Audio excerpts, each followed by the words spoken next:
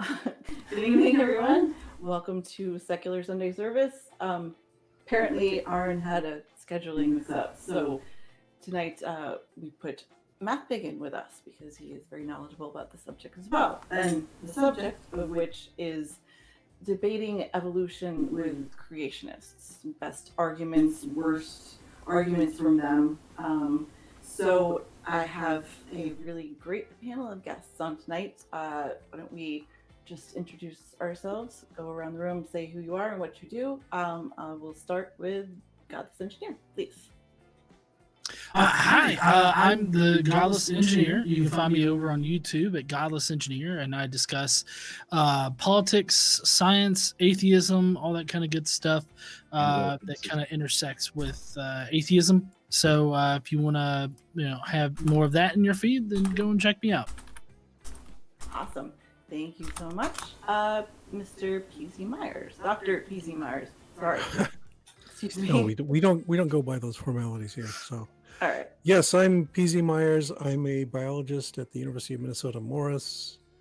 I also blog on Free Thought Blogs. I've got a YouTube channel, which isn't anywhere near as popular as some other people's YouTube channel, but that's okay. And my interests are in developmental biology, evolution, spiders, molecular biology, just anything that's cool and biological. Awesome. Thank you so much. Mr. Vice Rhino. I am Vice Rhino, fairly new to the whole face thing. I have a channel that deals mostly with creationist claims. I occasionally venture into theology and then inevitably have people tell me to get back in my lane. Recently I've been doing a lot of evolution claims, geology based. That's why I chose this as my background. This is from the Bahamas, and you can really see the different laminations in the limestone there. So it's a great example of geology at work. And I started out not liking geology, but it kind of grows on me like a rock crystal. But I do. I basically I'll touch on anything that the creationists focus on. Do a kind of shallow dive into the science behind it. You never really need to go further than shallow to debunk a creationist claim. No, not really. You also had a charity stream recently. That's right. Thank you for reminding me. So on Halloween, I kicked off my annual November fundraiser. So on Halloween we raised over $2,000 for Project Share Niagara. The fundraiser is still open. We're currently at $3,179. My initial goal was $3,000, but we still got 3 weeks to go. So I'd like to see how far past 3,000 we can push that.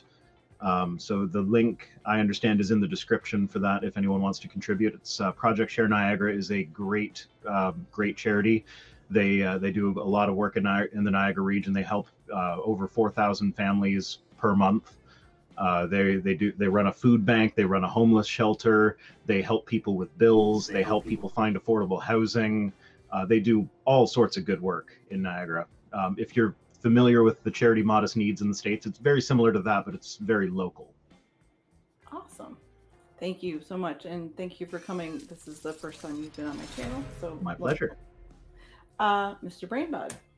Hi, I'm Brian. My channel is BrainBug. We use bugs, arthropods, spiders, and insects to explore and learn about science and kind of debunk some of the myths regarding them. So if you like creepy crawlies, I usually have 1 or 2 out when I'm on, so come check me out. And listen to Dave scream in the comments, kill it dead. Thank you, Brian. And last but certainly not least, MathPig.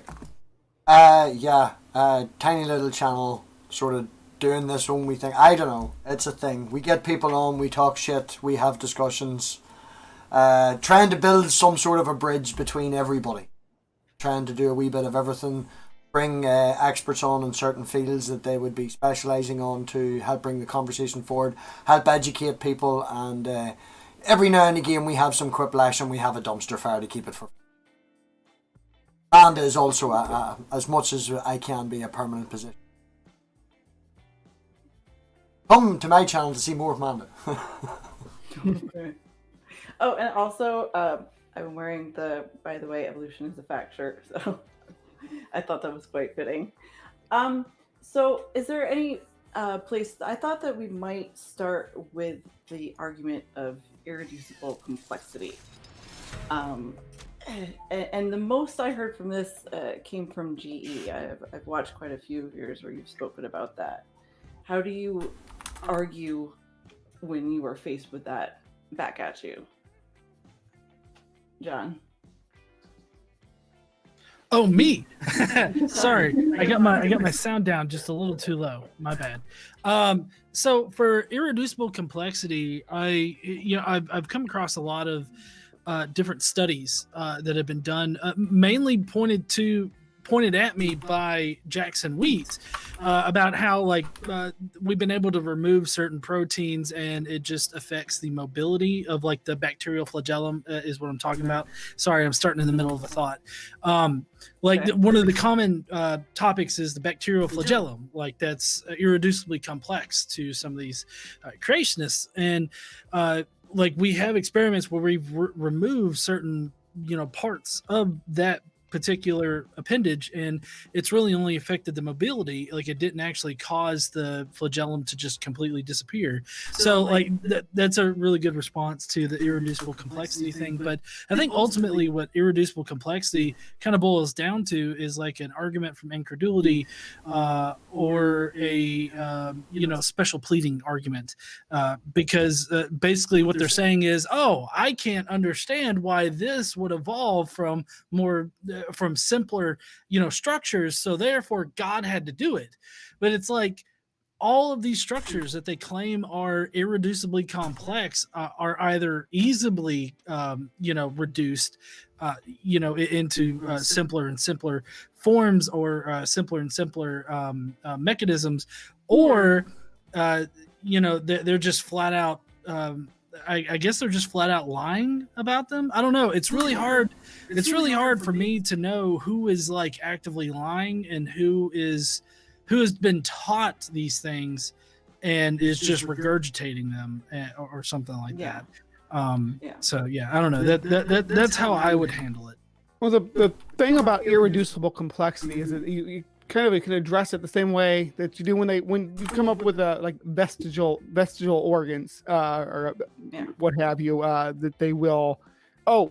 There's no such thing as a vestigial organ, because it does something. It's the kind of the reverse of that with irreducible complexity, because just because it can't do what you expect it to do, or what you expect it to have been doing in past generations, doesn't mean it didn't serve a purpose. Doesn't mean it didn't have a function before that. It's just not doing what you expected it to. I would also get in on there. So GE, the fallacy, I would probably categorize it in it, and there probably is a lot of overlap between how they're using it, is the argument from ignorance. Because the whole thing, if you do find anything that we just cannot figure out an explanation for how this thing could have evolved, all that means is that we can't figure it out. Good thing biological systems don't determine, or are not determined by human knowledge. Our knowledge has no impact on whether or not something works. The constant argument of we need the answers. If we cannot find the answers, then they go to the mystical automatically. Yeah, we still don't understand what causes gravity, but gravity still works even though we don't understand it. Yeah.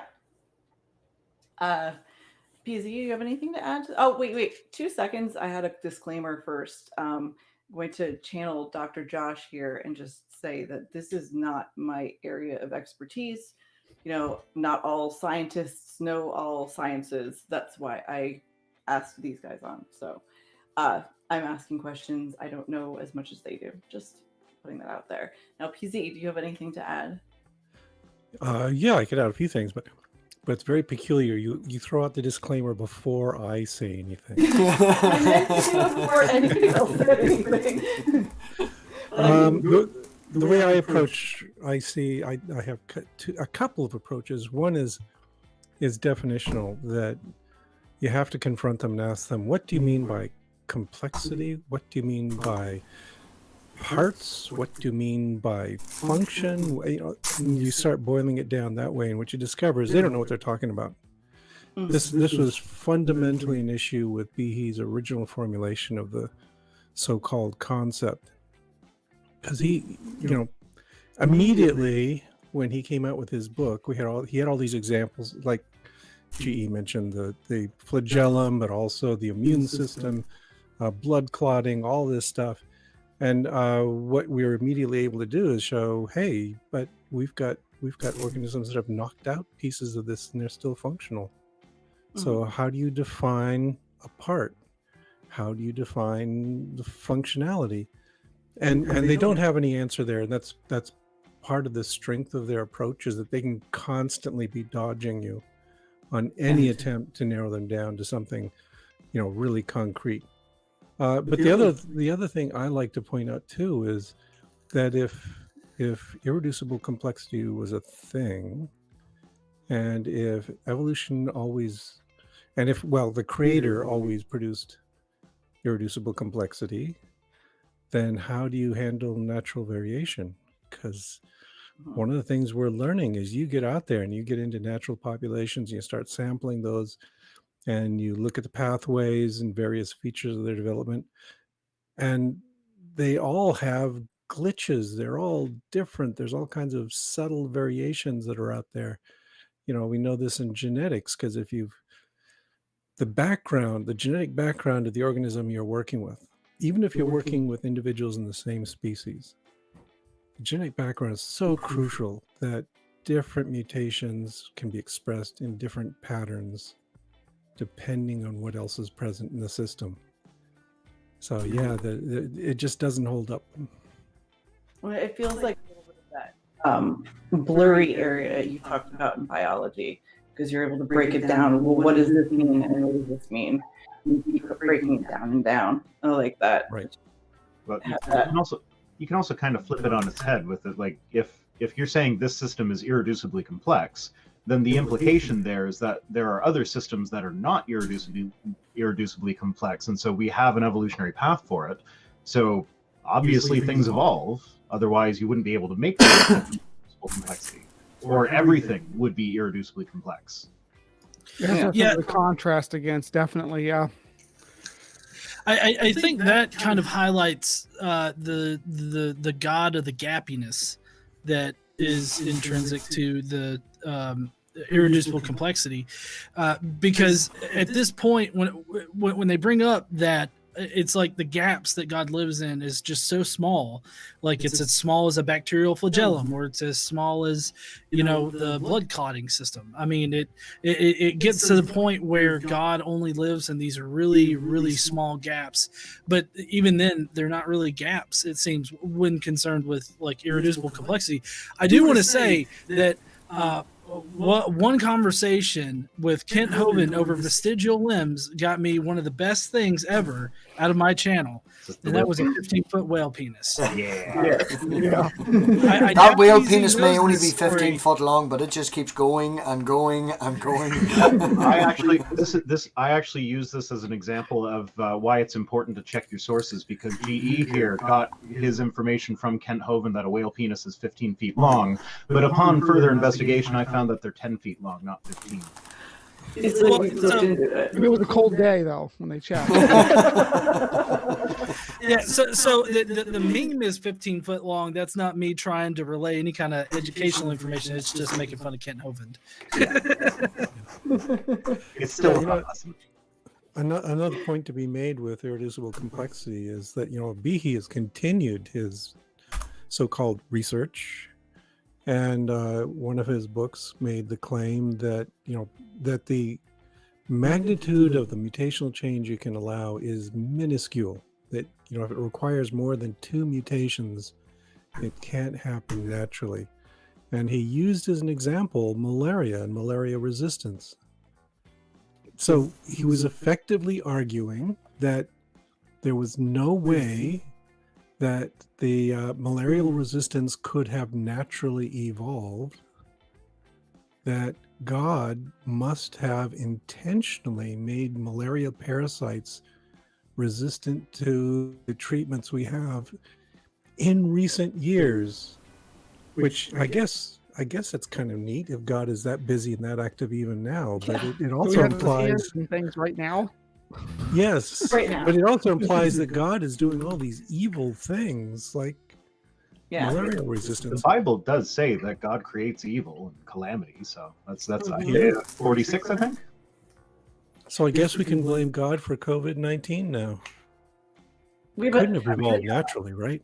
how would, is he supposed to like give it to us and then also heal us? Because he's been fucking that up too. So Well, yeah. So, as far as COVID-19 goes, I'm actually quite surprised that, the religious people are taking the route of, well, God will protect us, because if you actually read the Old Testament, God does not do that. Like, if your society is fucking up really bad, God will send plagues upon you. God will, hurt you. so many of these church services have turned out to be super spreader events. It's like clearly, and like I'm sure everybody here has seen the graph of like, here's Trump's National Day of Prayer, and then COVID cases go whoop. I think it's upwards of 700 cases from, or 700 deaths from his rallies.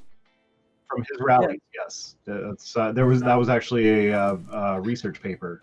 From Stanford, I think. And yeah, just to clarify, I looked it up. It was Isaiah 45:7 is the verse that I referenced, where God creates evil or calamity, depending on your translation.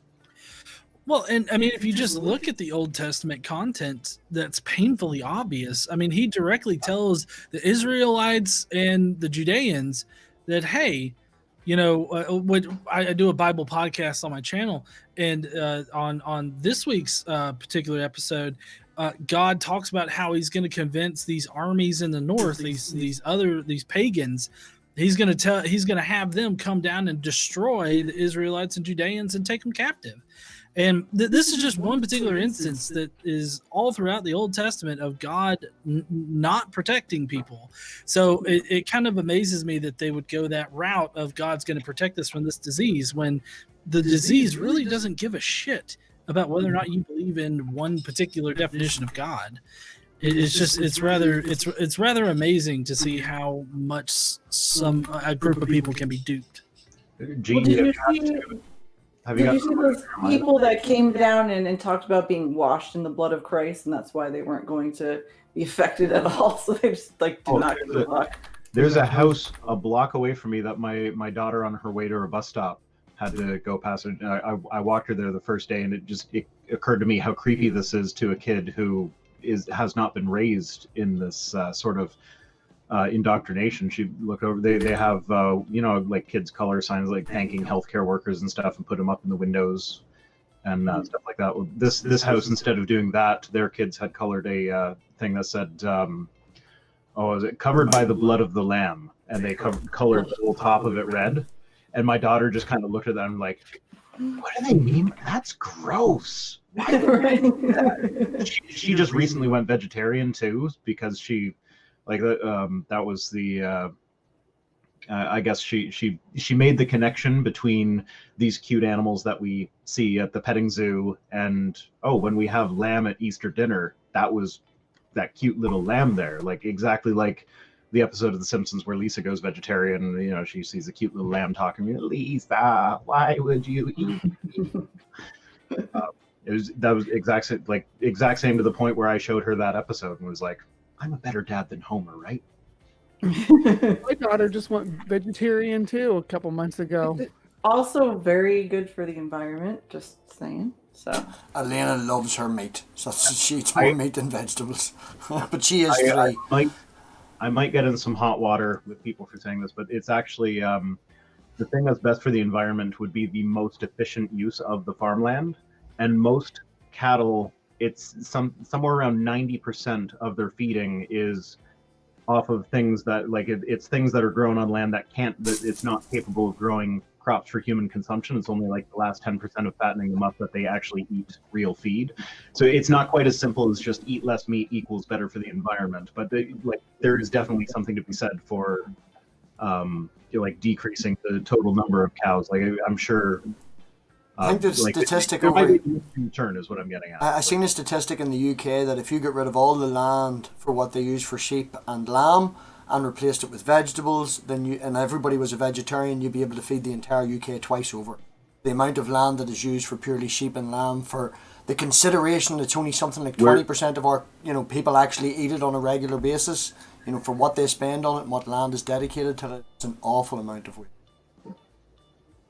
It is, the not only the amount of land, the transfer of energy, there's a lot of things that are involved with it. And Marginalizing. I'm not saying we should all go out and eat nothing but steak for the rest of our lives. Like especially North Americans eat way too much meat. Mm-hmm. We can definitely do with cutting some out, and that would actually help the environment. I'm just saying it's not as simple as just eating less meat equals automatically better for the environment. Yeah, no, of course not. There's so many different factors, but I feel like we're off topic a bit though. So. Well, yeah, this is what happens on my channel. It's fine. Well, I was actually going to pose a question, and that's going back to the whole coronavirus thing, because that's obviously this new coronavirus is definitely a product of evolution, as all viruses are, but a lot of creationists would call that adaptation. And this is an effort to distinguish between macro and micro evolution. I'm wondering what everybody thinks about creationists using that distinction. Coronavirus kind. Oh, Right. or just calling it like Darwinian evolution. Like, I don't know. But the whole macro micro thing, there's evolution. As far as am I wrong about that?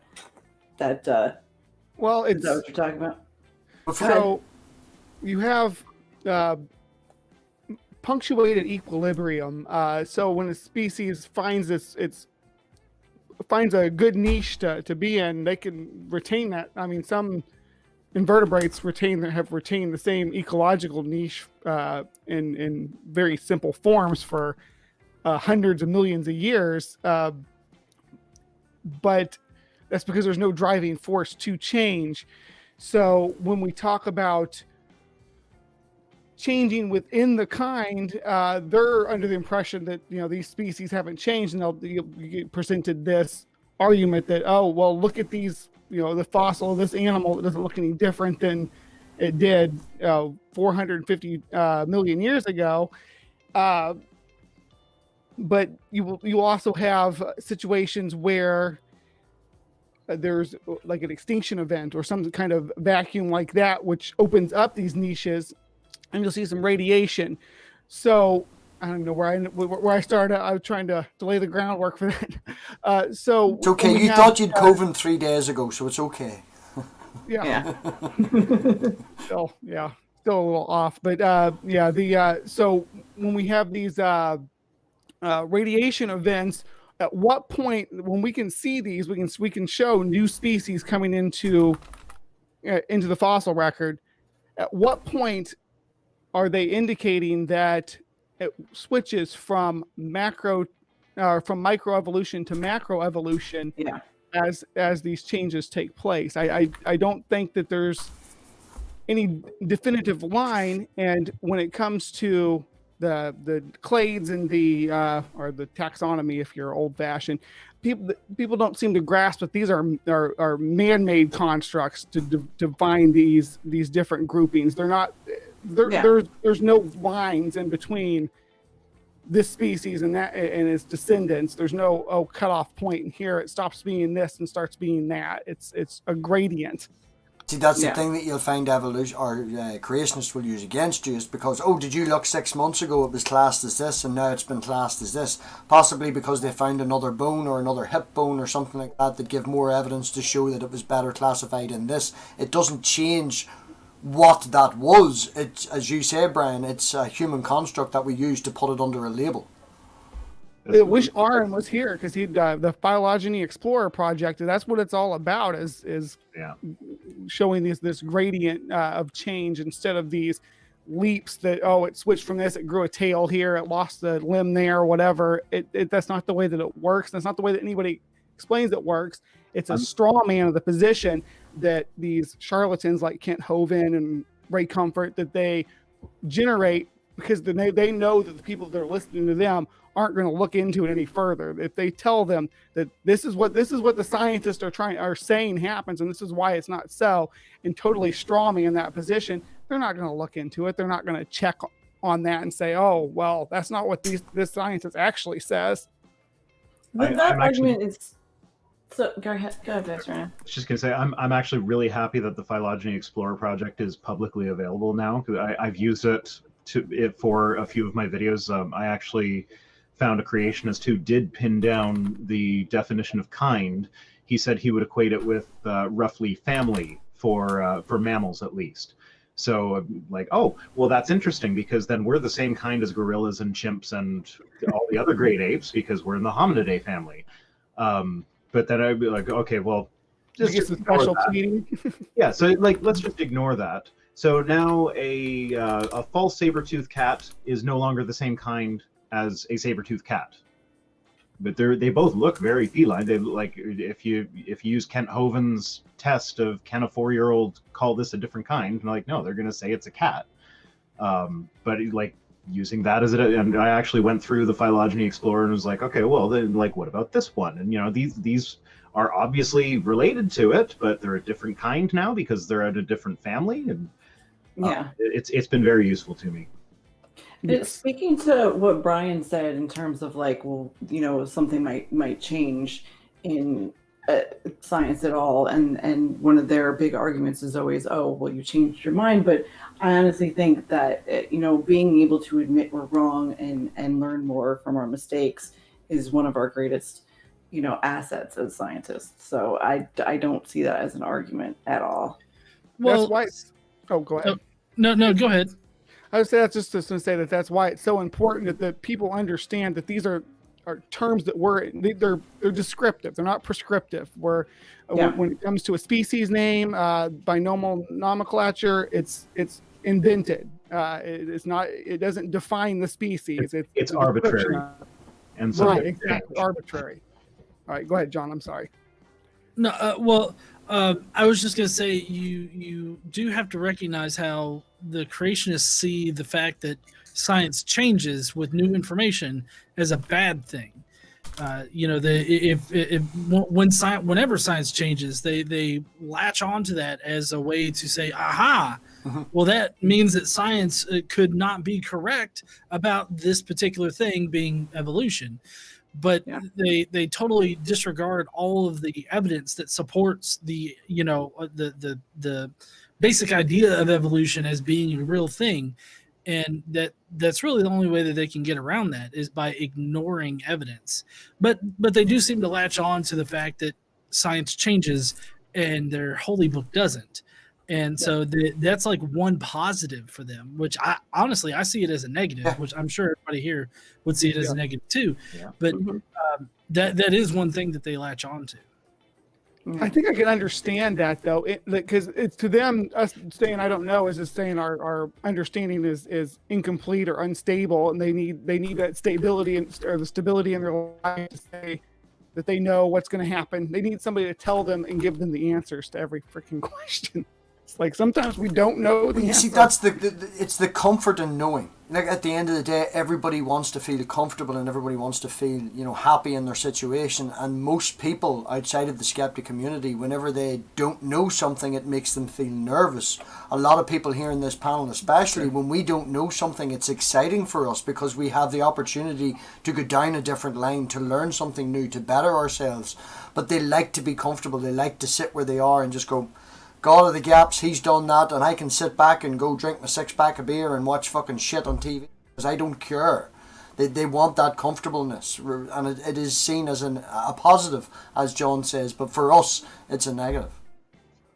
But even if it's not a positive to like learn something new, because I recently did a video on vaccines, and I wrote I wrote a paragraph, and then I thought about. Like, okay, like I know this is the case, but I'm making a claim here. I should probably back this up. So I went hunting for sources that, like, I know they exist. I have used them in the past. And in my hunt for these sources, I found that a fairly recent study has been done that contradicted those sources. So instead of, like, I had to delete my paragraph and rewrite it with this new information in mind. which it still didn't change the outcome. Still go get your flu shot. Yeah. It's just in 2014, I think, was it 2014? There was one year where it was like 9% effective in Canada.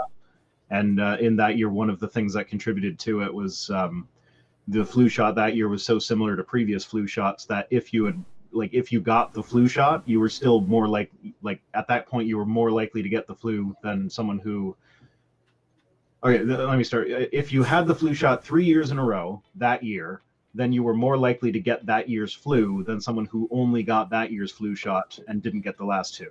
But the reason for that was because the previous two shots had similarities with them, like they were using a similar protein and it was a similar strain of the flu, and so the immunity that it gave you wasn't as strong. But like that was to counteract the person's claim that like, oh, if you get the flu shot, then you're more likely to get the flu than if you don't. It's like, I can see how you can read this article and come away with that conclusion, but you're wrong. Generally, what you said, though, it's somewhere over about 30 or 40%, though, is usually the success rate of the flu shots rather than the 9%. And that guy was advocating to get the actual flu and possibly fucking die to get better antibodies than the flu shot. Well, and if you get the flu after having the flu shot, you're going to have a less intense case of the flu. So, like, either you get the flu and get your immunity that way and you have a really bad time, or you get the flu shot, you might still get the flu, but it's going to be less of a bad time. I'll take the shot. Yeah.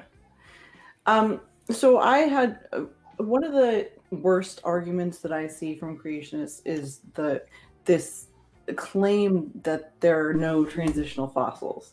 And I don't really understand that. Why there's clearly a plethora of evidence in transitional fossils. So why do they keep pushing this claim? I would say that they're right that there is no transitional fossils because everything's I would slightly disagree with that because it's not transitional if it's the species that goes extinct. But aside from that, you're right. Or extant species. This is why you're the expert and I'm the seat filler. I'm not an expert. I'm just a layman who happens to know how to hunt down the scientific resources. Well, I would say that the cause for that is their need to consider every species as special and personally created by God. So by definition, they want to exclude the possibility of transitional species. Well, so one of the big ideas out there for creationists is this idea that, you know, there were these kinds that we've talked about that started out, and then those diversified into the multitude of or the diversity of life that we have now. So wouldn't that inherently mean that there are transitional fossils out there? Like even within their own worldview, they would have to agree that transitional fossils do exist. Yeah. Just not transitional fossils between their so-called kinds. Well, I think they've fixed the issue now. I think they've coordinated on it, but there was a time when there were like 3 or 4 creationist organizations over here classified Archaeopteryx as clearly a dinosaur, and 3 or 4 over here classified it as clearly a bird. So that you see that with Ardipithecus too. Yeah. One half saying it's an ape, the other half saying it's primitive humans or whatever. So yeah. Oh, that was true of Neanderthal. It was true of Australopithecines. Yeah, there's always this period where they are in complete disarray and they can't decide which of their categories that particular individual fits into, which they don't seem to realize is good evidence that there are transitional forms here. Yeah. Well, I think what's the expectation. The explanation for Neanderthal was that it was humans with severe arthritis. What? Yes. Really? That doesn't affect the size of the brain case, though, does it? No.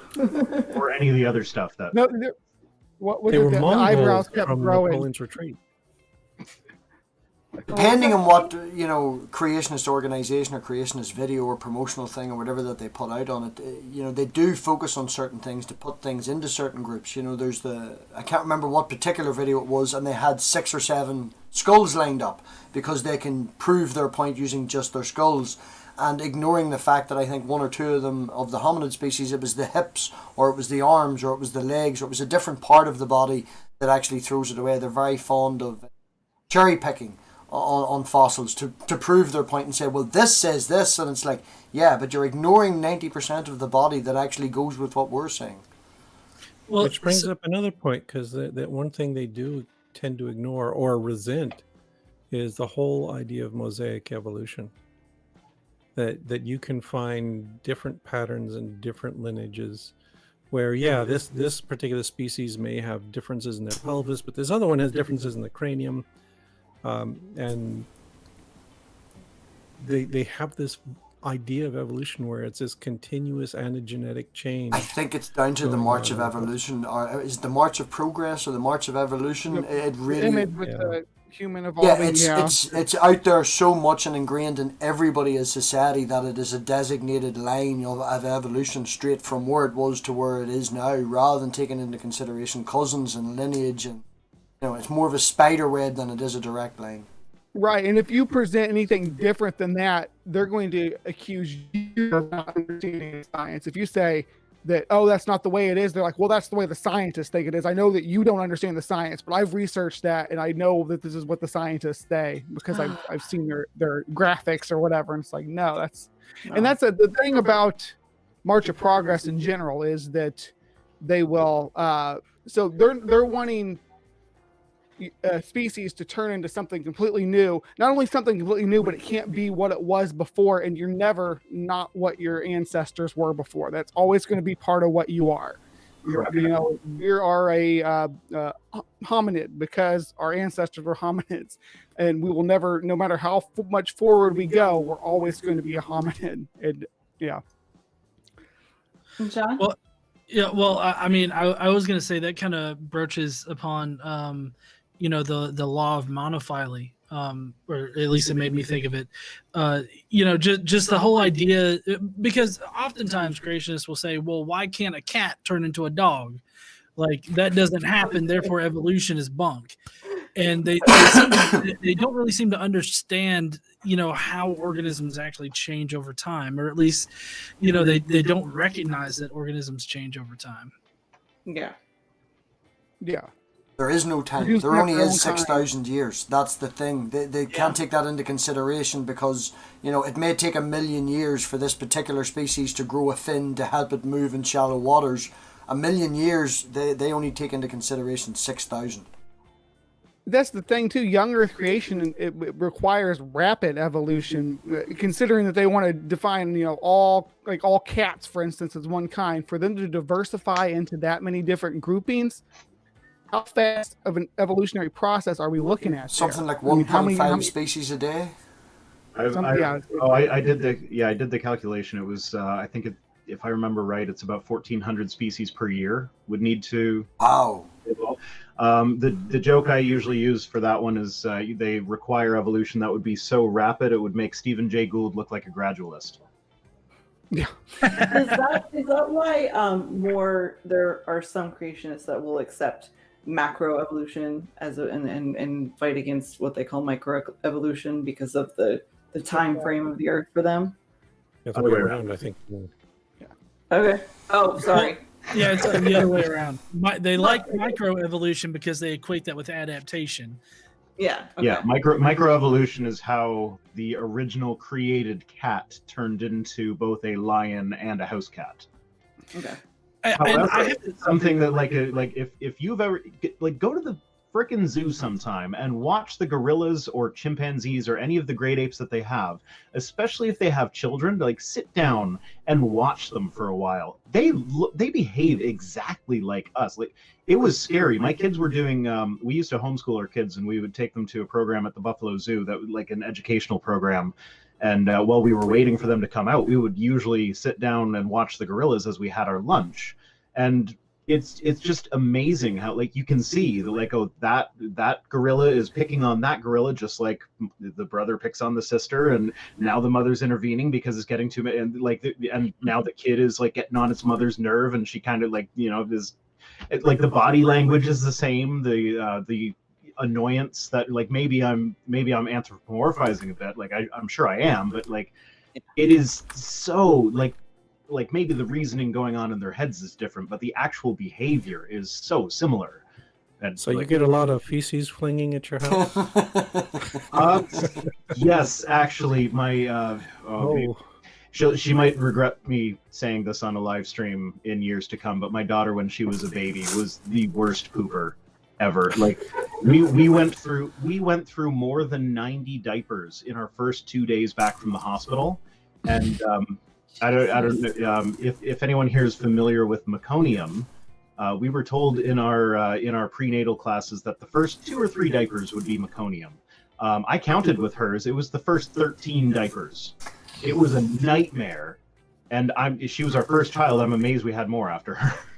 If we're embarrassing our Someone kids forgot here in the on live chat, each litter of kittens would need to have seven individual species in it to account for the That level works, of right? evolution.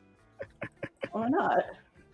The very not unprofessional way that I describe that is it's an organism literally pooping out a new organism, like 7 different new organisms a day or something like that. And everybody talks about the kangaroos going to Australia after the ark. I want to know how the sloths got to North America. They should still be making that journey. I would say. And then if you look at Answers in Genesis logic, they would have them going over the land bridge that connects Alaska to. Oh, I'm blanking on the name. I do know that one. The Bering Strait. Like they require that land bridge is how all the land animals got from the Middle East to South America. It's like it would be much quicker if they somehow came up with a bridge to go like from Africa to South America or something like that. But no, they have to go through all of Asia first and then all of North America. Like it's just ridiculous. And they could have had Atlantis in there if they would have put something in the middle of the Atlantic. Yeah, or like John Baumgartner in his paper in 1994 already basically said like the conclusion of his paper was we as creationists need to be more comfortable with just saying God messed up with the laws of physics and that's why it is the way it is. So he basically said we need to be more comfortable saying it was magic. So why not just say the continental drift happened after the flood instead of during the flood? Yeah, It doesn't work scientifically either way. So at least that way your animals can get where they need to go a little bit. Look, Vice, when you have magic, I mean, you really don't need anything else. You don't got to explain anything. You just say, poof. But then they do. They explain it with the kangaroos got launched to Australia by volcanoes or something. That's so metal. I don't remember who said that, but that is one legit creationist explanation for that. I've heard that they were delivered, that Noah's kids delivered everything to the proper continents too. I've heard that argument, so that would have been a life's work right there. I mean, I feel like most of the arguments that I've heard as far as how the animals got placed where they are now, ultimately all resolved to just God did it, which I think is the ultimate explanation for creationism in general. It's just, well, God did it. Mm-hmm. And they don't say that. That's what Baumgartner was getting at, was that like you just need to say it. Yeah, just admit that. That's, yeah, but that immediately removes them from science, and they desperately want the credibility of science. Yeah, they want to claim themselves as scientists. if they become more comfortable with God did it. Yeah. One of the arguments was about the Precambrian explosion, and this made me think of the issue that I would run into in astrophysics when people didn't understand Big Bang because they saw it. The wording itself, I'm wondering is that's messing kind of up. A misnomer. Yes, the same thing with why we don't use global warming anymore. Big Bang, they think it's an explosion, it's of this rapid expansion. What is the issue? How do they bring the Precambrian explosion into their arguments? Well, the Cambrian explosion is as far as explosion goes, it was a period of about 20 to 55 million years. So not a fast time period. And longer than entire human civilization. Mm-hmm. Or just humanity as a species. Forget civilization. Yeah. Yeah. Well, also things like, the molecular clock tells us that chordates and invertebrates diverged about 700 million years ago, which Well means there before. was which means there was a whole lot of silent, unpreserved, non-fossilized evolution going on for 100, 200 million years before anything became visible in the Cambrian. Yeah. So you think yeah, that's the problem with bacteria? They went and not been fossilized. It's very Well, it's difficult. also a problem with just worms, and Yeah. there was so much worm evolution going on that we don't know about. Yeah, and actually, you bring up molecular clock dating. That's another, like, bringing it back to learning new information is exciting. I've actually kind of discovered that creationists, they sort of like molecular clock dating because of the whole mitochondrial Eve and Y chromosome Adam thing.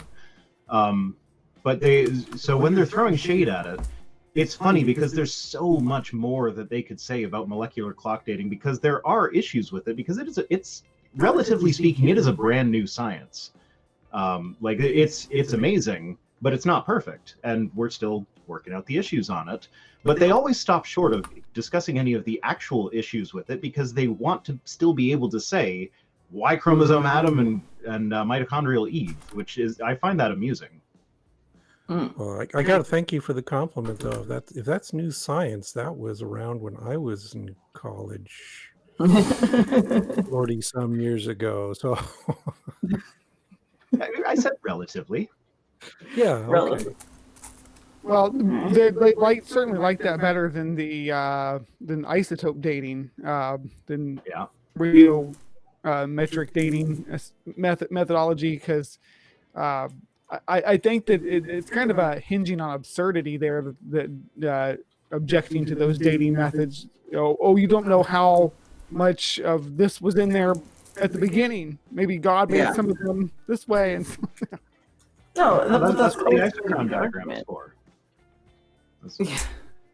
But yeah, no, but again, with radiometric dating, they like carbon dating when it comes to, like, oh, look, the Book of Daniel might have actually been written when we say it was written, or like when dating biblical artifacts, like when archaeology confirms the Bible and the way we got that date was through carbon dating.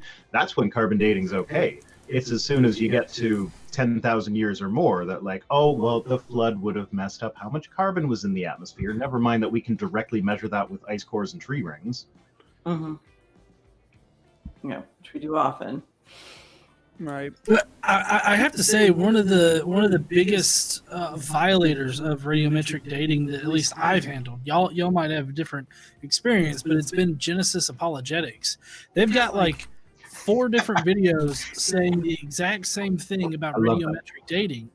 And I'm not all that proficient with the biological science of evolution, but as far as like radiometric dating methods, I feel pretty secure in it. And like every time that they talk about it, it's just blatant lies. Like most recently they put out that movie that they had, and they were like, well, studies have been done where they've dated rocks that are only 10 years old, and it's shown like 3 or 2.8 million years old, so it's not reliable. And I'm like, you can't date a 10-year-old rock in the particular study, which was Dr. Austin's one that he did for the Institute for Creation Research. Yeah, it was the Mount St. Helens the site or whatever study. Anyways, it was a 10-year-old rock, and they sent it to a lab that didn't have sensitive enough equipment to, one, actually do the necessary kind of dating on it, but also it's highly like they use potassium argon dating, which is fairly unreliable if it's less than 6,000 years old. And so like they're not even using it appropriately. And it's just it's so crazy how often that actually occurs in creation sciences. They misuse tools, they misrepresent information, and it just seems like they'll do whatever they can to prove their point. Probably my favorite example of creationists doing stuff like that. Hi, Aron. Hi, I guess it was a time zone issue because That's what we figured. I thought we were supposed to start in 6 minutes. No, it was 8 Eastern, but no big deal. Thank you. Nobody for said coming. Eastern to me. I did. I'm in Texas. I'm in the center of the world. No. New York, Boston, Atlanta. By the way, you're welcome, everybody from Georgia. So, but before we went live, I was advocating for everybody switching to just going by UTC. That way, we don't have to worry about time zones anymore or daylight savings time. Well, then you go be universal, global, and that leads to the we lose our nationality. Be the one where it's right overhead. Yeah. I think the real problem is you're in Texas. Texas has got problems. Well, it is called Central Time for that reason. I'm in that. We Minnesotans could figure it out. So, I'm just saying. Well, thank you, Aron. Thank you for coming. It's fine. We had a discussion about irreducible complexity before. If you want to throw anything in for that. I'm sorry. I just came out of a flat Earth discussion, so it's going to take me. Why the fuck you do that? Like, flat Earth is the worst. Yo. Well, especially against, I think you did a debate against Nathan Thompson. Is that right? Yeah, the guy who said that the sun and the moon are not physical. Was it really a debate though? It was just him shouting ad homs while you tried to explain science to him, from what I saw. That's how I remember it. Yeah. And honestly, flat Earth is no dumber than creationism, so it's all the same.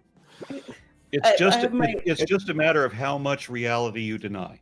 The best though is when Answers in Genesis gets up and says like, "Oh, comparing us to flat earthers is just wrong because flat earthers are obviously wrong." Well, we're right. It's like, no, if you took Genesis literally, you would be flat earthers. That's why I don't understand why they haven't arranged Jeranism versus Kent Hovind on the sphericity of the Earth. I would love to see that debate.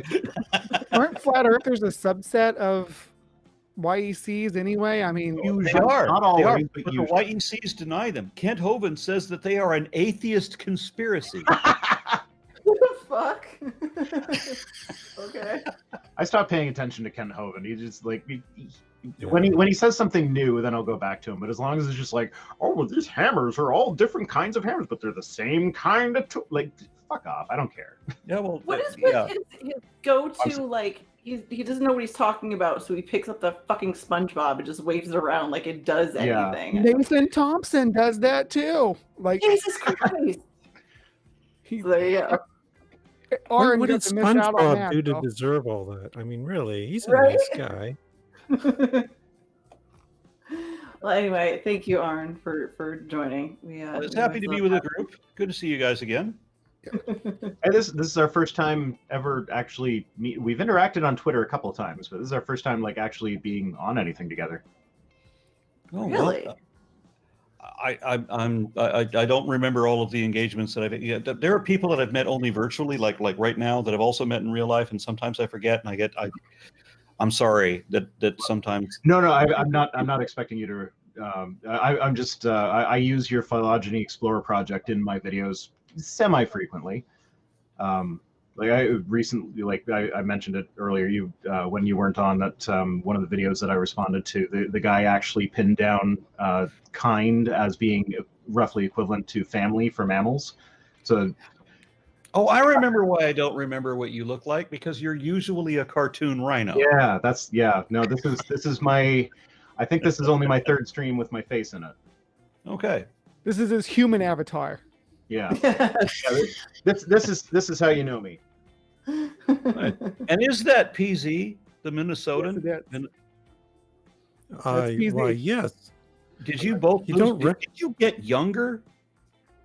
Yes, constantly. You actually do look like you got younger.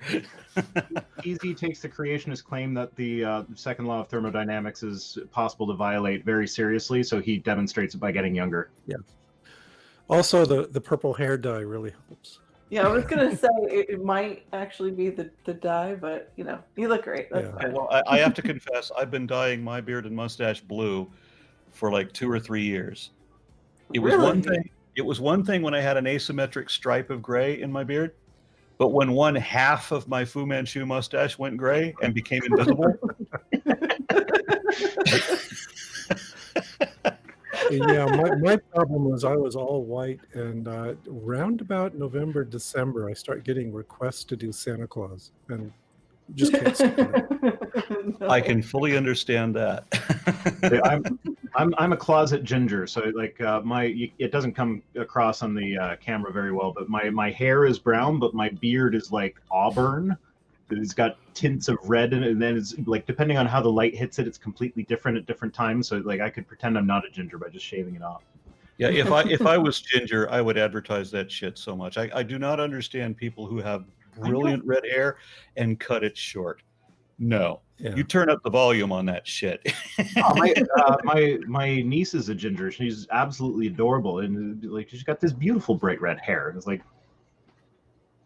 my son is Robbie's daughter Aron is just hairdo. orange, like bright Red. orange. Oh, Yeah. I'm sorry I wasn't able to follow both of you. oh Sorry, I just my say, bad. no, Go it's ahead, okay. PZ. Just saying that my son is also red-haired, and he's got your hairstyle, Aron. Mine. Perfect. Yours. Yeah. Perfect. Oh. No, I was just saying Robbie's daughter has like bright orange hair. So and have also- I met your stepson? my stepson? No, I'm talking to PZ. Okay. was I don't gonna have a say, stepson. I only have true sons. Who But did yes, you say? Who did you say is the ginger with long hair? my son. Your son. Okay, how did I get stepson out of that? I'm sorry. Yeah. Yeah, I remember I was Yeah, at you're probably wondering how a at purple-haired guy could PZ's get house once upon a time. He invited me to come visit, and so I did. So I show up at his house, and then he makes me sleep on the floor. But then worse than that, his daughter's like vegan, I think, and she's like making these vegetarian hot dogs, and he says, "Oh, have you ever had vegetarian hot dogs?" And I'm like, "No." He goes, "They're horrible." They've gotten better since then, but yeah, they were pretty horrible. Yeah, Yeah, well, I've been eating a lot of that the vegetarian beef products that they've made since then. They have gotten a hell of a lot better. But you were right; those vegan hot dogs back then were bad. I had some Yeah. this summer that were bad. I don't know if they've gotten any better, in my opinion. It's mash wrapped in a skin. It was pretty gross. Yeah, Well, but they're better than the evolving. alternative. That's what we got to recognize is that they're all evolving and getting better. Oh, I can't wait for the petri dish meat.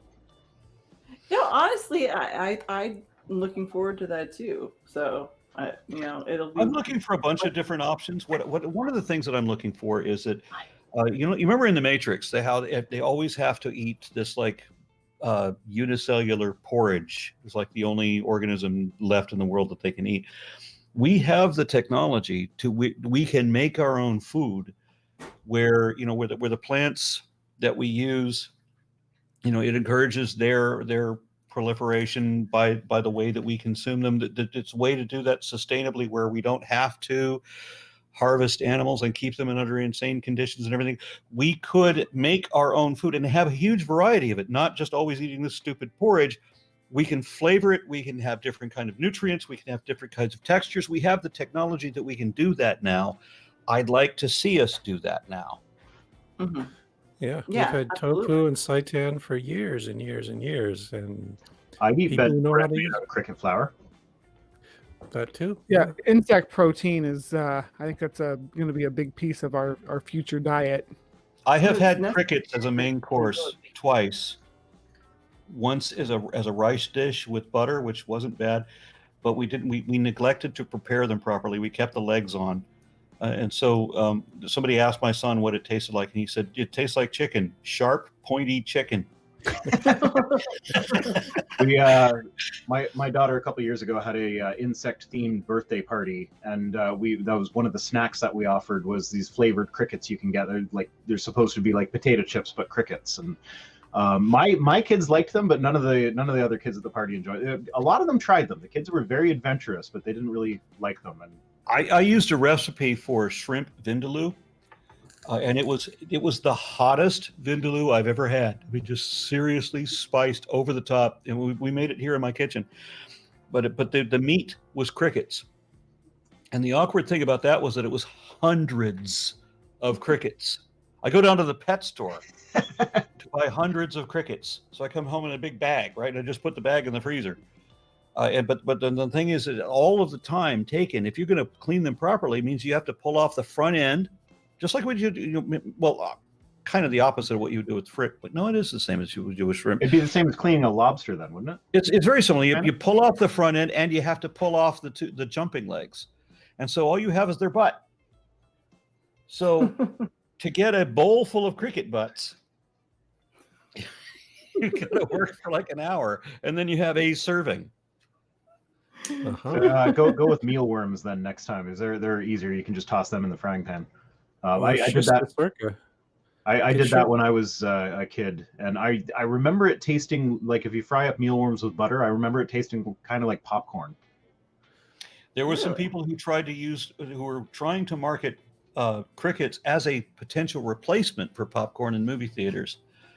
But again, the cleaning process, I mean, and popcorn requires no effort. Yeah. You know, but I mean, the crickets. There's no reason why they can't come up with some technology to clean and separate. I mean, we've got machinery that separates our cereals right there as they're plowing through the field. So the future, we can come up with some kind of cleaning method. Come on, people. You can also go to bigger bugs. Go to locusts. You get something that's like this long, and they're tasty, good and chewy. Honestly, insect protein is going to be necessary for food sustainability into the future, just in terms of how we eat and the way our population is growing. It looks like it's going that way. Not to take over completely, but yes, we will need to. I need to go back and look at the invitation. Where are we going to come on to podcast tonight to talk about nibbling bud butts? We were giving you time because you just got here. So to go back to what I was saying before Aron joined, one of my favorite creationist things with regards to dating of new rocks, like, this rock was created in the volcano so many years ago, and we know it was created then, but it dated to hundreds of thousands of years old. One of my favorites is when they constantly quote this paper. It's right in the title. It says it's ultramorphic xenolith inclusions that they're studying. It's like, maybe the word inclusions is a hint as to why they're coming up with old ages for rocks that are known to have formed when they were young. So it could possibly be that those rocks include something that is older than the rock itself. And that those things that it might include could be ultramorphic xenoliths. And then you read the paper and find out that's exactly what it is. But it gets even better with this one, because this one demonstrates the creationist lack of fact-checking, like even basic fact-checking, because I forget which one did it first, but it's I want to say it was Snelling. When he first took the data from this paper and published it on one of the early creationist websites back in the 90s, he got two of the columns in the table flipped. So he put the amount of excess argon, and he recorded that as the age. And then there's at least 3 or 4 creationist sites that are still up today that give the wrong number for that, because they just copied his initial mistake. And this is actually just like tracing endogenous retroviruses. You can tell which ones get where, but like based on which, like, these guys made that mistake, so they clearly got their data from this Snelling paper, and but whereas these ones did not make that mistake, so they got it elsewhere. So it's fascinating to me that they don't even do the basic fact checking to make sure their data is in the right table. Well, the sad thing is they really don't care. I mean, honestly, do not care what the truth is. It's all about make-believe, however you can make believe, however you can convince yourself, whatever lie you have to tell yourself. And anybody that comes along to tell you something else is just harshing your buzz. It's like, I don't know if anybody's seen the movie. It made unintentionally made a great statement about religion. It was Christopher Reeve in a movie called Somewhere in Time. Anybody seen that? No. Okay, because Christopher Reeve's young man, and right after doing Superman, he plays this guy who falls in love with a painting from a woman from 100 years ago, and so he wants to do time travel. And so he's convinced himself that if you just believe hard enough, you can make the reality come true. So he dresses up in the garb of 1915 or 1920 or whatever it was, and he goes into this old hotel where this woman was known to live, and the hotel, of course, existed back then.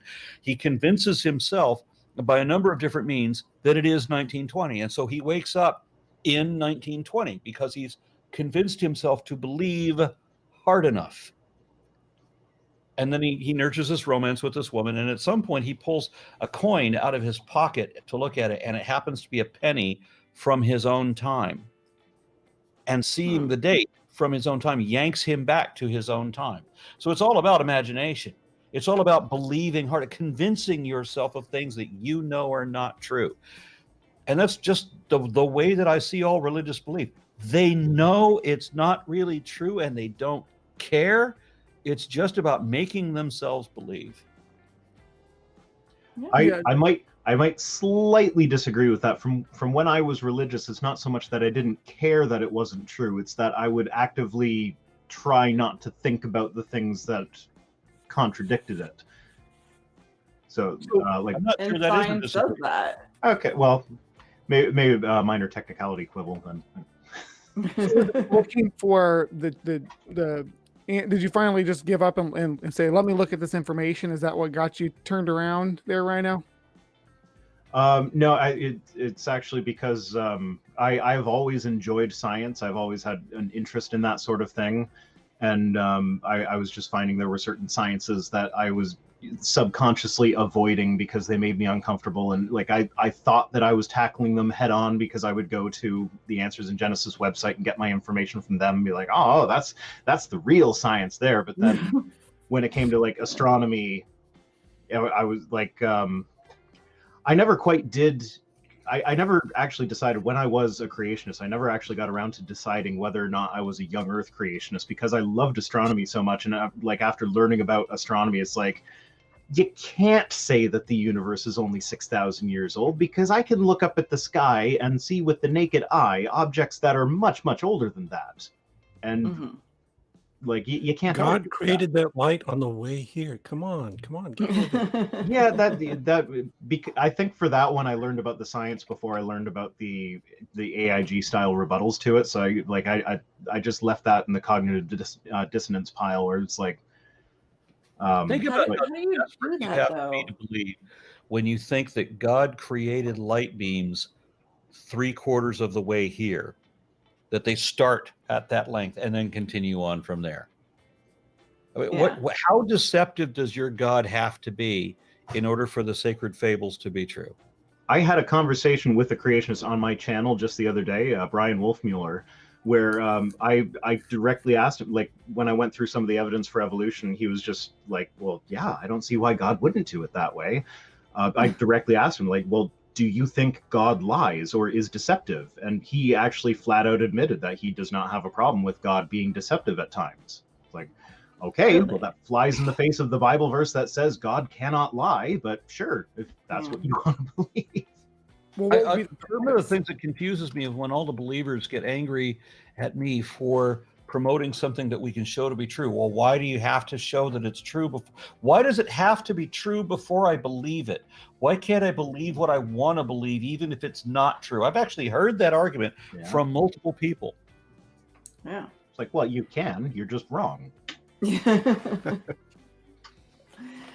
Okay, so I guess I got my hour of my questions because, as I said, this wasn't my area of expertise. But I would like to ask what the most ridiculous arguments you come up against creationists for, and how you argued back to them. So, Vice Rhino, you want to start? Oh yeah, dude, I'm trying to think of what the most ridiculous might be, because I've come across so much that is just so ridiculous. It's hard to. I think I've got one. If you want me to start, Sure. Yeah, Sure. right. So I asked somebody if you had a time machine, and we could go back in time and find Jesus, which I don't think you could do. But if you could find Jesus, if you have maybe an Aramaic speaking guide and you can find Jesus on the cross, And we sit there in our time machine and we watch Jesus's body rot for a week and never get up. Which I don't think that if you could find Jesus, I don't think you would have found him on a cross. I don't think he would have found him put in a tomb. I don't think any of that really happened the way that people describe, even if there was a Jesus. But assuming all of that, what if you could see Jesus and he doesn't get up again? Not in 3 days, not in 7 days.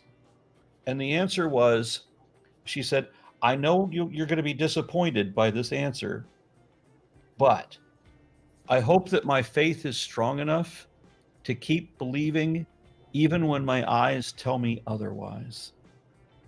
Jesus fucking You Christ. can't just say, I think you got the wrong Jesus. Wow. Yeah. Well, if there's one thing I've learned from Life of Brian, it's that there were lots of preachers around that time that were saying similar things. And but, yeah, I don't know if I'm going to be able to think of any single most ridiculous, but it's because when it comes down to it, all the claims are completely ridiculous. But I think I have the most fun with the ones that are like, if you even take a closer look at just the data that they are presenting themselves, it shows them to be wrong.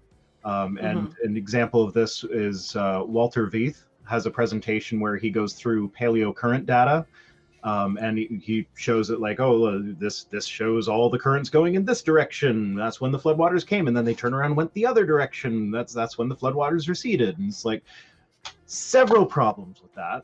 Firstly, this data was collected by creationists, and I actually went through and I imported all of their data into a spreadsheet, and then I graphed out how many paleocurrents were going in which directions. And the data doesn't agree with what Walter Veith said it did.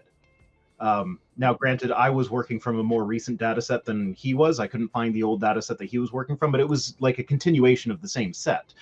And so the data didn't even say that. Like, it was like at most, it was like 35% of the currents were going in the direction that he said, and the rest were all spread out between the other directions. But then, even if you take it at its face, if you assume what he was saying was absolutely correct, the Earth is a sphere. Why would the water need to reverse when it recedes? Like, it's your whole contention is that like it all flooded. Sure, it all floods, then it'll go the same direction out from wherever the center of the flood begins. Like, I would assume that most of creationists would assume that it's raining equally all over the globe in order to not be just a fire hose killing Noah right on top, like it's just going to the ark. You still have problems with that even if you do spread it out equally over the whole globe. But like, if you assume it starts in one place, if the current gets going, that is a massive amount of energy that now needs to be exerted to stop that current and switch directions to go the other way. Like, would it not make more sense for it to just keep going the same way and just drain wherever it's draining or evaporate or what? Like, nobody answers where the water goes, but just imagine an American highway suddenly becomes a British highway. Where all the cars that were going this way suddenly lock up their brakes to slide around to go the other way. How about you, PZ? I would take a different approach to your question, I'm afraid, because one thing I've learned in 40 years of battling creationists is they're going to come up with the most ridiculous shit all the time, anytime.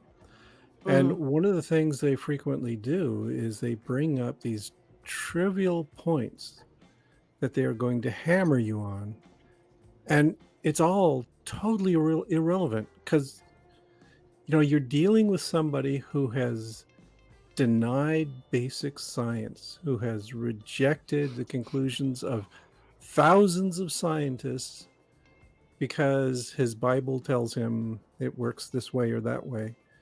And so getting into the weeds and just trying to nitpick every little detail, you will never succeed. It's always a waste of time. So I don't bother anymore. I just, at the Reason Rally, for instance, I got confronted by a bunch of these, like, good old Side 10 Bruggenkate, and my answer to them all was just, I just told them to fuck off, okay? because there's no point in getting into a debate about the details with somebody who doesn't understand the basic science. You know, Okay, if well, somebody's sincere in their questioning, I'm happy to sit down and talk with them and try to fill in the gaps and bring them up to speed on some basic principles here. But yeah, any confirmed creationist who comes up and starts throwing garbage at you, just don't deal with them. That's my approach anymore. I have the same I'm thing. old and cranky. If they're sincere, I've got all the patience in the world. Yep. But the moment that I figure out that they're trying not to understand, we're done. Yes. Mhm. And Well- it's pretty easy to Okay. tell when they're not trying. They're just, they're just trying. They're just throwing out the old squid ink and Mhm. trying to obfuscate. And yeah, you got to cut that crap off. My mother said this sentence to me. She said, I believe what I believe because that's what I believe. I believe that, and I'm not going to believe what you believe because that's not what I believe. That's surprisingly accurate. I'm of the opinion that you don't choose your beliefs; they just are what they Exactly. are. So that's accidentally correct. I've used that argument, like, you know, people trying to say, why don't you just believe in God? Well, I don't just believe that if I jump out this window right here, I'm gonna be able to fly. It doesn't It's like, fucking work like that. Why don't you so- just believe in Muhammad? Yeah, exactly. Just choose to believe it. Challenged someone with that exact thing just the other day on Twitter. They said, "Oh, atheists are choosing to be ignorant," and I said, "Well, to prove us how you can make these choices, go ahead and just choose to be a Muslim for 24 hours, just to show us how it's Yeah. done." Just to be interesting, choose to be a gay Muslim.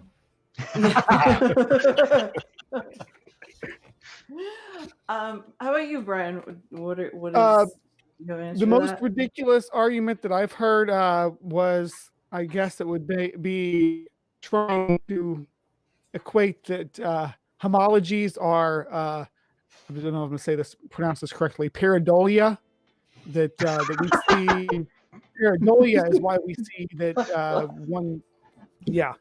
That's amazing. Right. In that vein, I would assume like things like the thylacine would be actually dog kind or some nonsense like that, because they're similar. Pareidolia is making us see it that way, but then the differences that we see would just be arbitrary. That's probably right up there. How about you, John? Is John back? Yeah.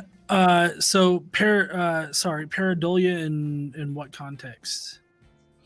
Oh no, we were just Oh, asking the craziest creationist argument against evolution that you have come up But against. just to clarify that for you, he was saying that the reason why we see common ancestry based on anatomical features is pareidolia.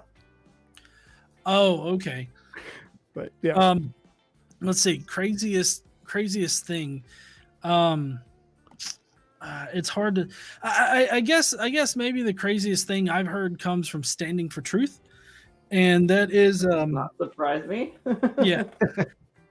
He claims that the not only the human genome but all animal genomes, living organism genomes, they have all of the potentiality stored in them, and so that allows them to diversify in as radically as it would require for creationism.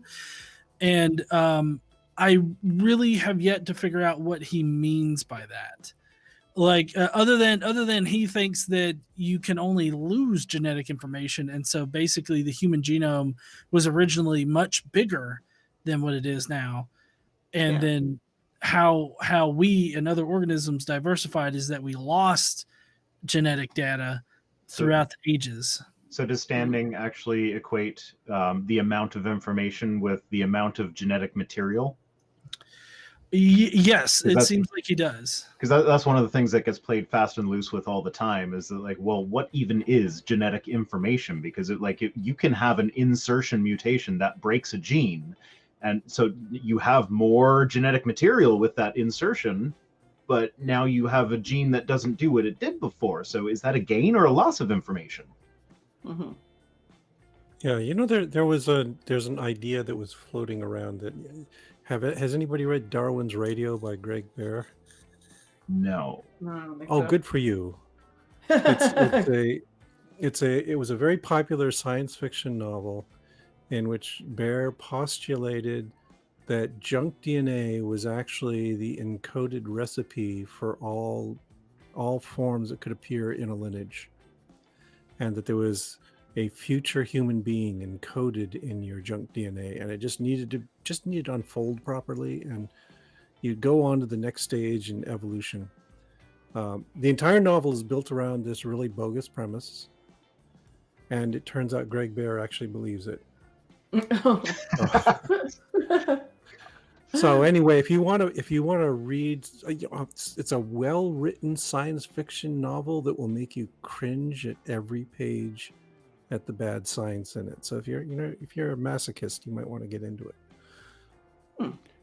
Yeah. Speaking Aron, of reading that's the mention of Nathaniel Jensen, replacing Darwin is the book that Steamy for Truth is getting all this nonsense from. So if you get a chance to look at that, it's got a beautiful morpho butterfly on the cover, but it's complete nonsense if you read the book. I know. I did a response video to Nathaniel Jensen, and one of the comments I got from Creationists was because I was just refuting what he was saying in this interview, and then one of the common Creationist things was like, "Oh, well, he didn't he said this in the book. You didn't refute that." And it was like, "No, I refuted what came out of his face hole."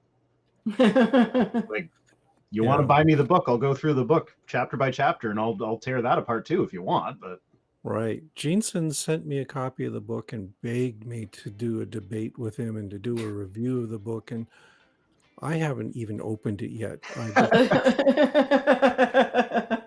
I just can't get up the energy for that kind of stuff. So I have the full set of the answers book. A fan sent them to me, so I'm actually in the process of I'm basically recording an audiobook of myself reading them, and then I'll make a response to myself reading them. A fan or an enemy? It could be either. Like, a lot of my fans like to see me suffer. Aron, you're muted. I see you're trying to talk, but you are muted. Go ahead, Aron. Oh, you're right. It does say unmute instead of mute. Silly me. So you're recording an audiobook? No, not officially. I actually made sure that all of the chapters for the book that I do are available on their website for free. Otherwise, I could definitely run into some issues with copyright infringement. Well, I just noticed, some people buy a book, but they expect it to be read by the author. And instead of hearing The Happy Atheist by PZ Myers, they hear it narrated by Aron Ra.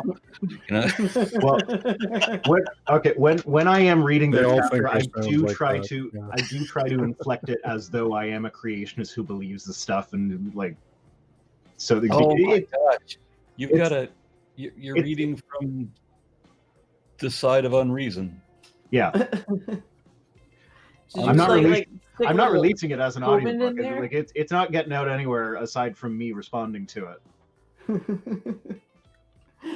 I think the one argument that really bugs me the most is when they ask, well, if evolution is real, why can't man fly yet, or some crazy shit like that, because they expect it to be completely linear and everything is a progression in a super positive direction.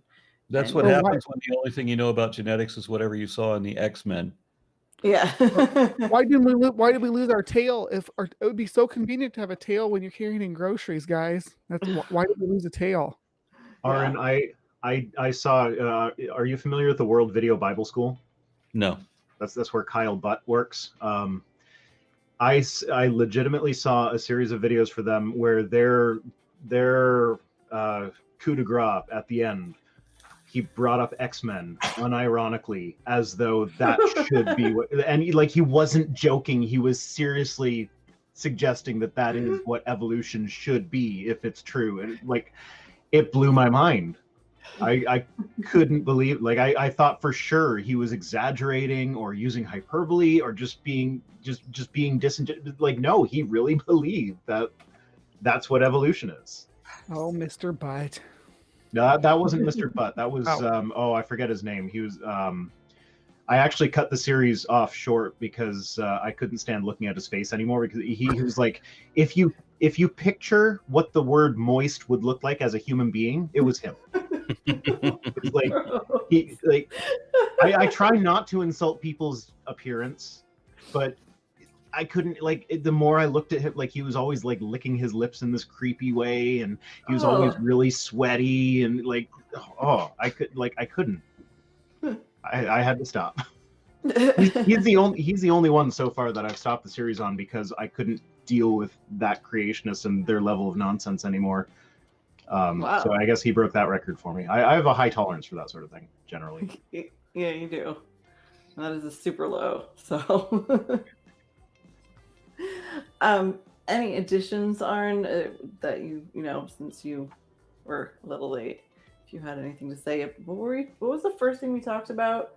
I think we were talking about nibbling bug butts. We were on the Cambrian. I think the very first thing we talked about was irreducible complexity. That's it. That one. I wasn't here then. Yes, that's why I'm asking. She's Do you asking have for your anything input. to say on the subject itself? Well, it's amazing to me that I just did an interview with Ken Miller on my channel, which I really appreciated his being,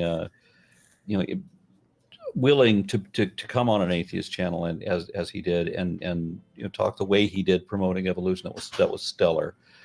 But he, of course, he had a direct hand in disproving all of the claims of irreducible complexity that the Discovery Institute had levied forth, and some of them even before they went to trial, which is why they didn't go to trial, is because Kenneth Miller had already disproved them so soundly. But it was frustrating to me that years later, or a decade later, creationists are still using the same arguments that, this was disproven a decade ago. And here's the ruling. Well, courts don't decide science. You know why it was disproved in court? Because it had already been disproved in science. The hell's wrong with you? But they don't care. They don't care what the truth is. They don't want to understand the science. They do not bring their own models and alternative actual theories. They just lie about what a theory is. A theory is whatever you made up when you were stoned last night. And that's it. Creationists' newest argument is the soft tissue dinosaur bones one from 2005. Yeah. The newest argument they have, 15 years old. And the beauty of that was that it was a young Earth creationist who actually found those. Only she's not a young Earth creationist anymore because what is it? I forget the scientist's name. Jack Horner. Jack Horner invited her to work in his lab, and as a consequence of that, what a beautiful thing! You're a young Earth creationist, and you have enough skill to come work in my lab, and I'll show you better. And she does. Right, and it's not through proselytizing. It's not through any kind of propaganda. She gets hands-on with the material, and realizes very quickly this is wrong. And so now, where she used to be a young Earth creationist, and she's still a Christian, she's now irritated as fuck at all of the Christian organizations that are misrepresenting her work to imply that she said or discovered or believes things that she doesn't hold to. So now she has to advocate against young Earth creationism, her very position, which in a way is also criticizing her own religion, because so many people in the United States, look how polarized we are, right? So everybody only thinks all this or all that.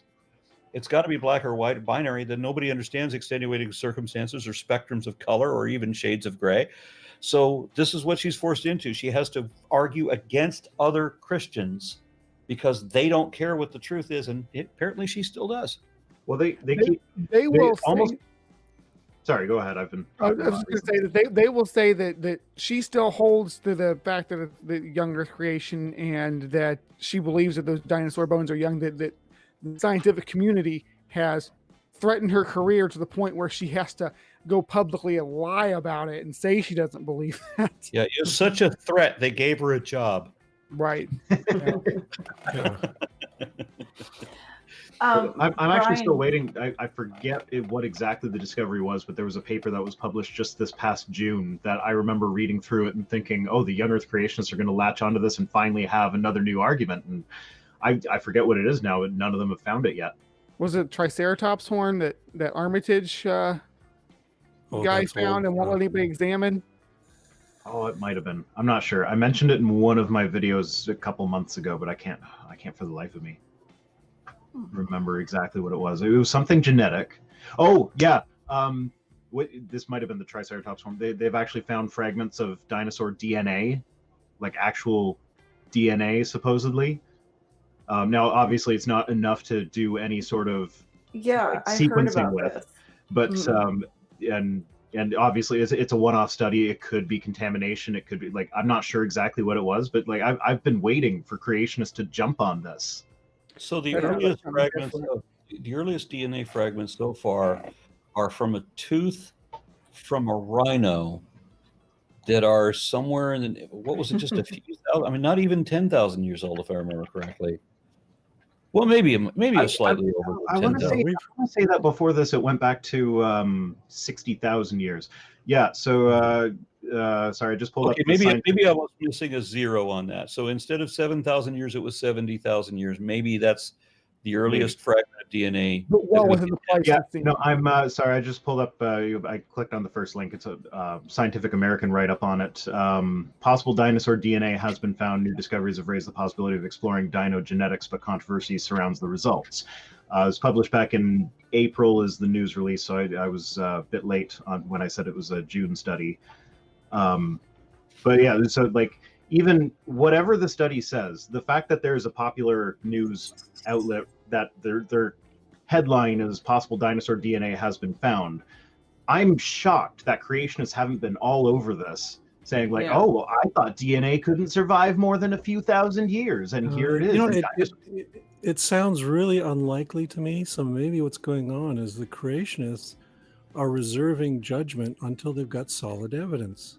I Right? I can't buy that. I'm Good sorry. I'm having a Good hard one, time PZ. Too believing. much. That I'm was having the a most hard time- unbelievable creationist argument ever so far tonight. Yeah. I'm having a hard time believing that anybody legitimately found a codon of Yeah. dinosaur DNA at this point.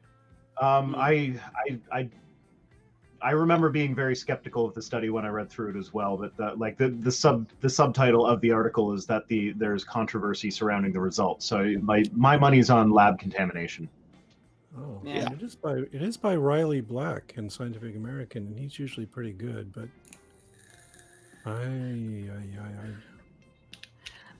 Brian, can you read the side chat, the last one that MathPig put in, and answer that question, please, since it was something that you were speaking to earlier? Yeah. How many different definitions of kind have you heard? Yeah. Family or species? What clade is a kind?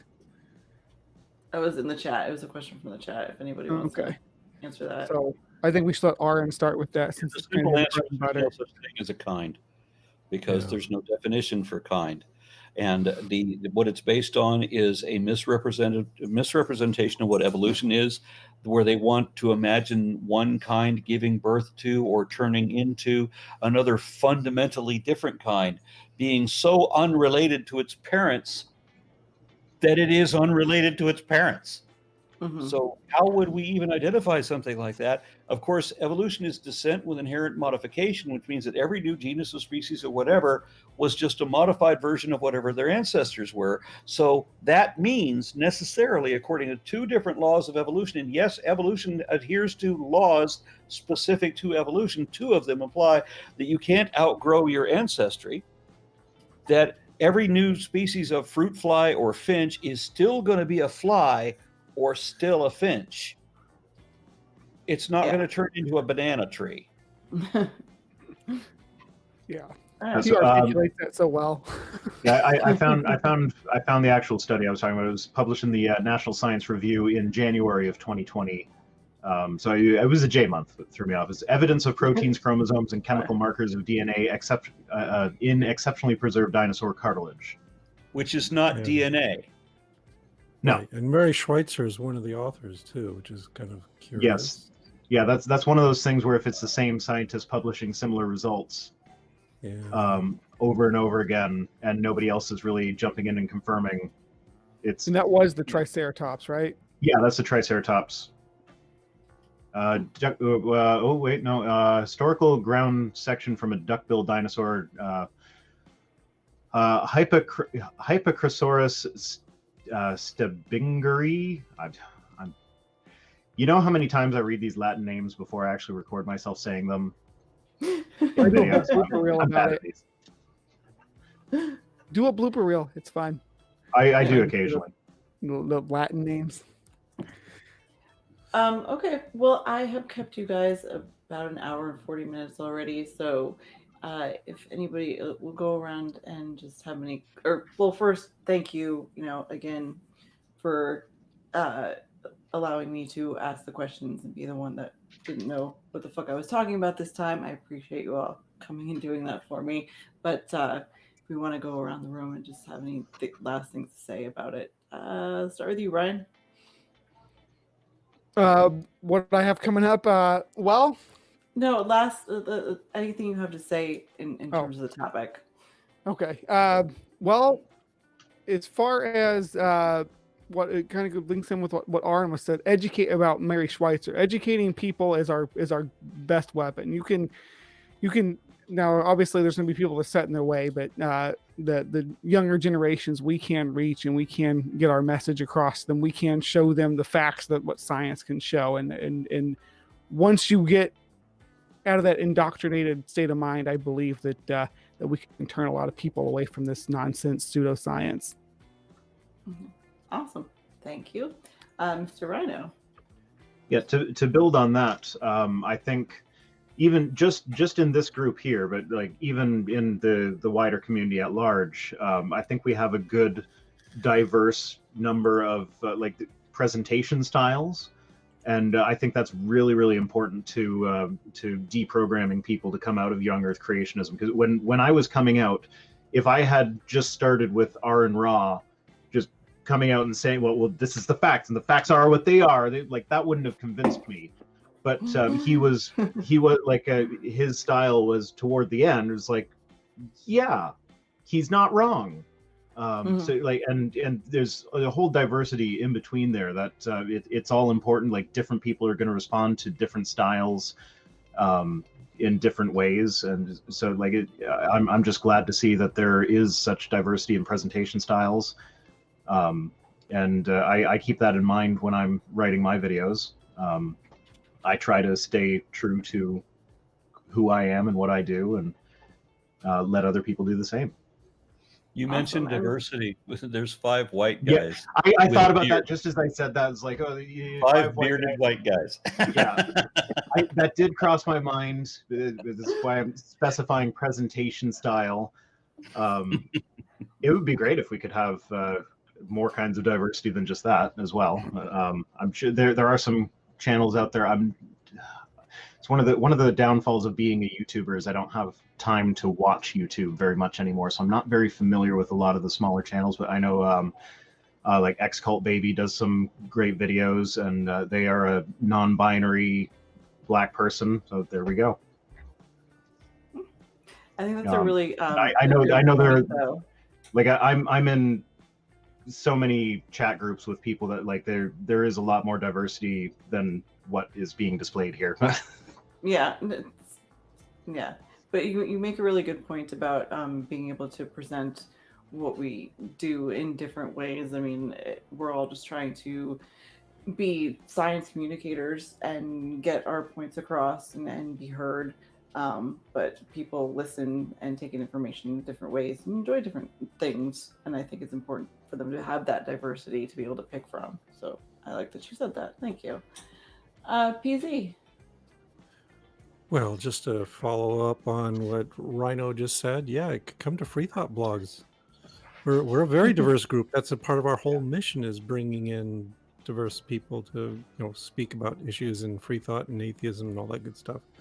I would also add that one lesson I have learned over the years is that you can't persuade people with the facts. That hammering people with the evidence is good. It's a start. We should be doing more of that, but it's not sufficient. And that what we also have to do is address people's values. And that means coming halfway to them and, you know, talking about the things that are really important to people, because to most people, I'm sorry, but dinosaur DNA in fossil cartilage, no, that's just not at all persuasive at all to them. So we've got to work other angles to get them to notice that there's some really cool stuff going on. You should learn about it. Mm-hmm. One thing I wanted to mention is you talk about how there's no point in arguing with them, and I have the same issue, like, or arguing with flat earthers. You know, regardless of, you know, having a degree in astrophysics, you argue with them, they tell you you're stupid and storm off. And while I agree that you know, there's no convincing that person that you're arguing with, the flat earther or the creationist or whatever, but is it important to still have those discussions because of the people that may be watching, the people that may be on the fence or be curious about this kind of conversation? Absolutely. Anybody else? As I said, I'll respond yet to sincerity. I know that not everybody who believes, you know, ridiculous religious beliefs does so because they're dishonest. There are some people, my wife was one of them, who she believed what she did because everybody in the world around her believed that. Mm-hmm. And that she of course just assumed that if anything didn't make sense to her, that it was her own inability, the opposite of the Dunning-Kruger effect. You know, she understands that if all of the higher ups, if all of the celebrated people all believe this, and I don't understand it, it must be my failing, rather than, you know, and so you can reach some people if they're professional creationists. They know exactly what lie they have to tell, and that it is a lie at each cue.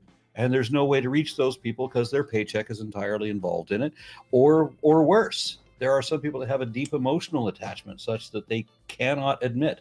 And I've interviewed people like that where they are so tied to the immortality of their soul that if they don't exist for absolutely forever, then there's no reason to prolong human life or minimize suffering, that there's no reason to have compassion for humanity. If you can't live for absolutely forever, then everything is meaningless and you may as well blow up the world. I've met people like that, and they are always religious. Mm-hmm. Like a fatalist. No. GE, your final thoughts? Well, as far as final thoughts go, I think creationism is, I don't know. I would say that it's probably slowly diminishing. I've found that I've started to repeat things like whenever I cover creationism. So I mean, I don't think that they're running out of steam anytime soon, but I do feel like they're being taken less seriously. I don't know. Maybe you guys have a different viewpoint on that. But if you want to see some more creationist debunking, I do that occasionally over on my channel. So Godless Engineer, you can come over there, and I get, most of the time I'm right. Sometimes everybody's links are in the description, by the way. So definitely, if I can't imagine you're not subbed to everybody, but if you're not, please do. Aron, we'll end with you. Your final thoughts. You're muted again. You're muted again. Worse than me. Old men and technology. Okay. Yeah, I thought I already gave my final thoughts. I mean, there seem to be two perspectives. There are those who have a desire to understand and who want to improve their understanding, so they realize that what they know isn't necessarily exactly perfect, and the only way to improve your understanding is to seek out the flaws in your current perception and correct them. And then there are other people who just want to believe what they want to believe, and they don't give a damn what the truth is. And my own family includes a bunch of those people where they will do everything they can to interrupt you, to block you, to plug their ears, to push you out the door and close the box. They don't want to hear what they don't want to hear. They just want to believe what they want to believe. I'm lost with people like that. I am too. I don't understand science denial at all. So Sometimes it's not about them, but it's about the people that are listening to them that I want to engage with. Though I want to engage with that person who's totally blocked off, not for their benefit, but for the benefit of people around that might hear our interaction or might engage in our interaction some way. yeah. But I can see how that would get tedious after years and years. I get that too. Anything anybody has coming up that they want to share before we go? No. Okay, Sorry, I have a cool. dog fight in my backyard. I mean, I'm still running a fundraiser. Yes, that's right. Make sure you check for the link in the description below for the fundraiser for Niagara. What was the name of the charity? Project Share Niagara. Thank you. It's hosted on the CanadaHelps.org website. They themselves are a charity, but I know I did this last year and we did it through PayPal, and it worked out really well. But there was some annoyance with the whole, like with PayPal, I had to handle the money, and it was a bit of, and because of that, we couldn't issue tax receipts and stuff like that. So this year, I'm doing it through CanadaHelps.org. You get a tax receipt if you donate. And I never see a penny of the money. It just goes directly to Project Share. I just raised $2,500 for Atheists Helping the Homeless in Austin by doing an 11-hour-long election watch party. That's awesome of that. Well, not to one up you, but my face reveal live stream was less than 2 hours long, and we raised over 2,000. Oh, okay, I see. Okay, Aron, you But just they're need to both good reveal your causes. true face. Congratulations, and we're Art. good. By the way, Aron, when you were late, PZ said that that's good. We can talk shit about him now. So Yeah, you go watch the beginning. Maybe you'll find I out where you really- slept on the floor. Yeah. I really want to thank you guys so much for coming, everybody on the panel, everyone in the chat. I want to thank MathPig Robbie for stepping in. He has superior knowledge to this than I do.